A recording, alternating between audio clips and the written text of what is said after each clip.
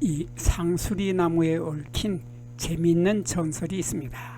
임진왜란 당시에 선조 임금님이 북쪽으로 피신을 하였는데 하루는 먹을 게 없어서 임금님 밥상에 도토리묵이 올라오게 되었습니다. 도토리묵이 올라오게 되었는데 임금님은 도토리묵을 처음으로 먹어보게 되었죠. 처음으로 먹어보게 되었는데 그때 마침 선조 임금님은 배가 많이 고팠기 때문에 시장이 반찬이라고 도토리묵을 먹으면서 참 부드럽고 고소한 것이 별미로구나 하면서 이 도토리묵을 맛있게 드시고서 그 이후로 도토리묵을 자주 찾게 되었다고 합니다. 전쟁이 끝나고 나서 궁궐에 돌아온 뒤에도 선조 임금님은 이 도토리묵을 즐겨 드셨으니 이렇게 임금님 수라상에 자주 오른다고 하여서 이 도토리를 상술이라고 불렀습니다. 이 말이 상술이라고 하는 말이 나중에 상술이라는 말로 변하게 되어서 이 나무의 이름이 그 뒤로는 상수리 나무라고 불리게 되었다고 합니다. 안녕하십니까.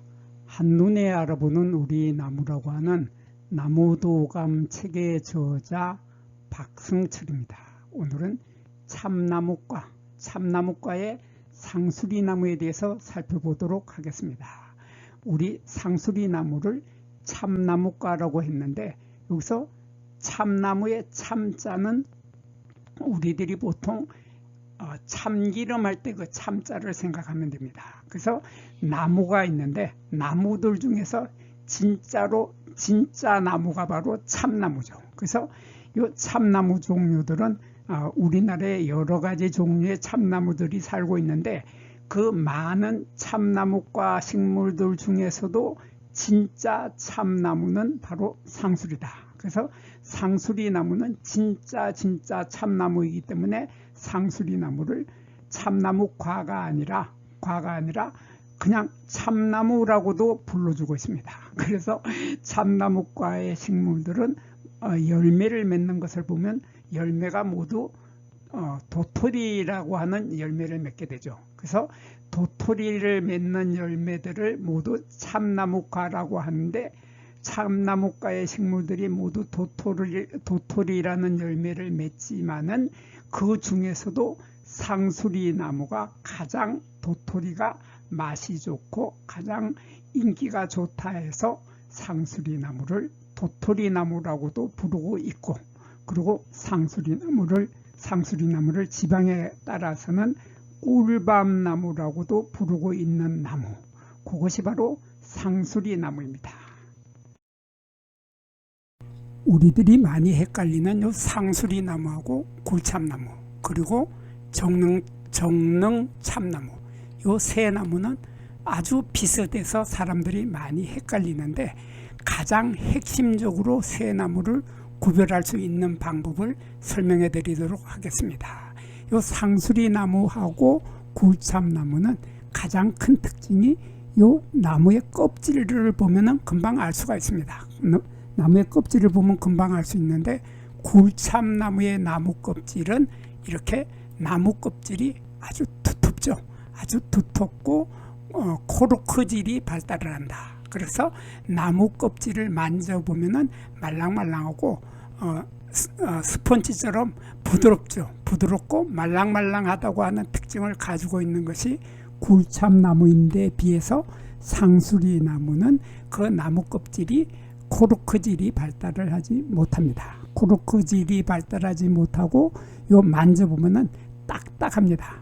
굴참나무는 스펀지처럼 부드럽고 말랑말랑한 코르크질이지만 요 상수리나무는 딱딱하고 깊이도 얕게 갈라진다고 하는 이런 차이점을 가지고 일단 상수리나무와 굴참나무는 구별을 할 수 있는데, 요 굴참나무와 상수리나무는 잎을 보면은 잎의 뒷면을 보면 뚜렷하게 차이가 있습니다. 그래서 상수리나무의 잎의 뒷면을 보면은 잎의 뒷면은 갈색을 띤 초록색이다. 그래서 이 색깔이 갈색을 많이 띠고 있는 초록색이기 때문에 흰색을 띠지 않는다.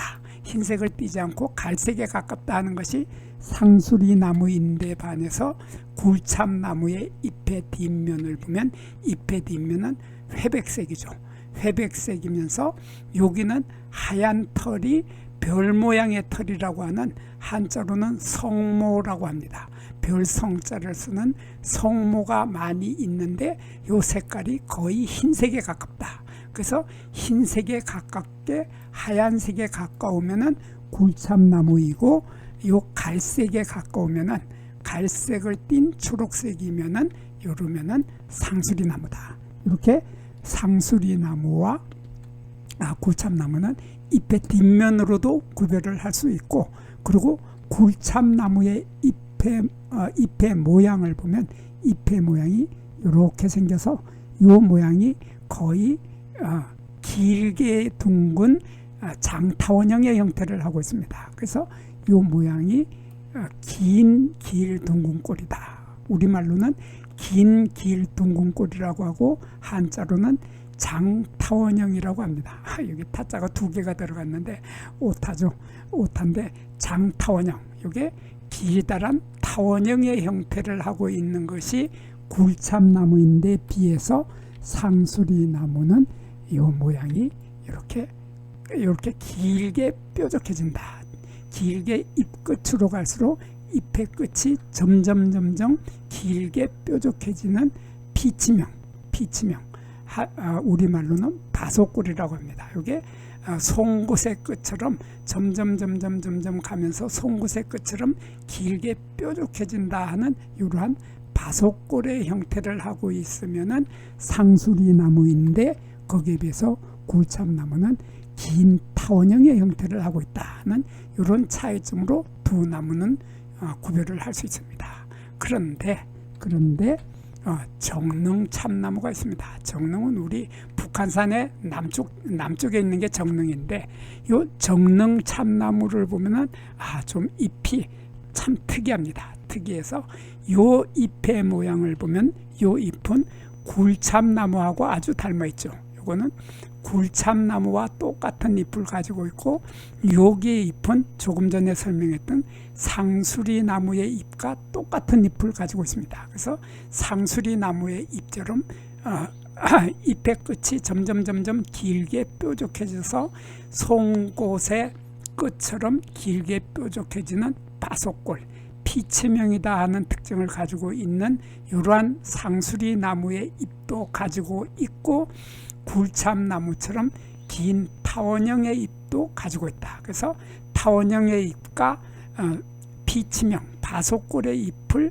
한 가지에 두 가지 종류의 잎을 가지고 있는 이러한 나무를 우리들은 정릉참나무라고 합니다. 그래서 정릉참나무는 두 가지 잎을 모두 가지고 있고, 굴참나무는 타원형의 잎을 가지고 있고, 상수리나무는 피치명, 바속골의 잎을 가지고 있다 하는 것으로 세 나무는 구별을 할 수 있게 됩니다.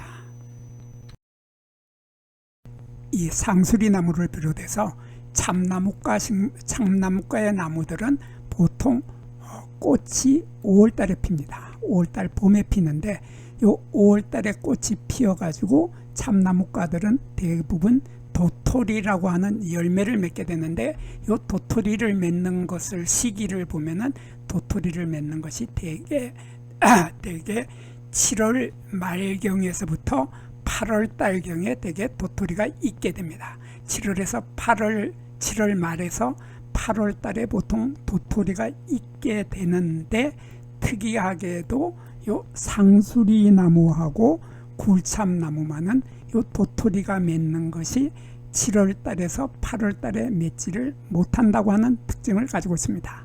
그러면 이 굴참나무하고 상수리나무는 그러면 겨울에 열매를 맺습니까? 도토리가 달립니까? 그럴 턱이 없죠. 요 상수리나무와 굴참나무는 5월 달에 꽃이 피는 것은 똑같지만은, 다른 참나무들과 똑같지만은 요 열매가 맺는 것을 보면 봄에 꽃이 핀 다음에 여름에 7월 달에서 8월 달에 열매를 맺지를 못하고 요 열매는 올해를 지나서 내년 여름, 내년 7월 달에서 내년 8월 달이 되어서야 열매가 성숙해서 익는다 하는 특징을 가지고 있는 것이 바로 상수리나무와 굴참나무였습니다.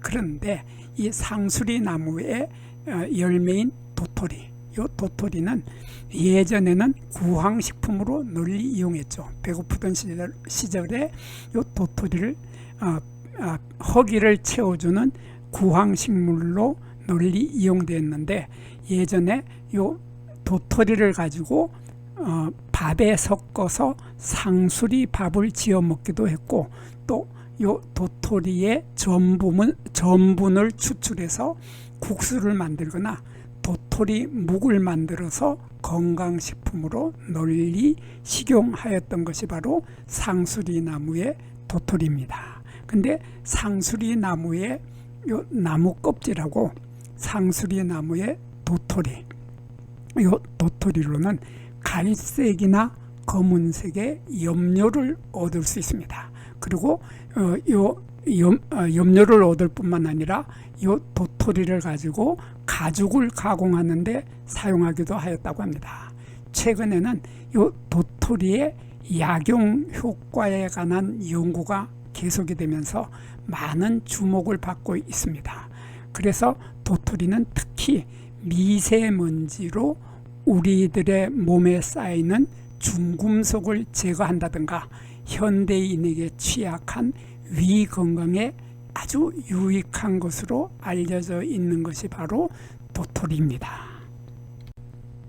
상수리나무의 목재는 나뭇결이 아주 곧으면서 무겁고 단단하고 질기면서 잘 썩지 않는다고 하는 특징을 가지고 있습니다. 그렇기 때문에 가구를 만들거나 마루판을 만들거나 건축이나 토목을 할 때, 또는 선박을 만들 때, 또 농기구를 만들 때, 그리고 술통, 서양에서는 오크통이라고 하죠. 오크통이나 고급 수추로 이용이 되고 있습니다. 이 상수리나무의 목재는 펄프 수율이 높고 표백이 잘 되기 때문에 펄프재로 적당한 나무이기도 합니다.